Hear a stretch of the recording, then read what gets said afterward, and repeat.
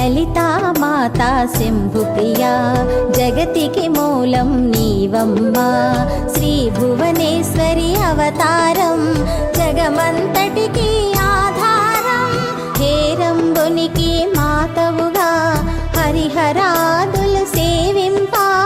చండుని ముండుని సంహారం చాముండేశ్వరి అవతారం పద్మరేకుల కాంతులతో బాలా త్రిపుర సుందరిగా హంసవాహన రూపిణిగా వేదమాతవై వచ్చితివి శ్వేత వస్త్రము ధరించి అక్షరమాలను పట్టుకొని భక్తి మార్గము చూపితి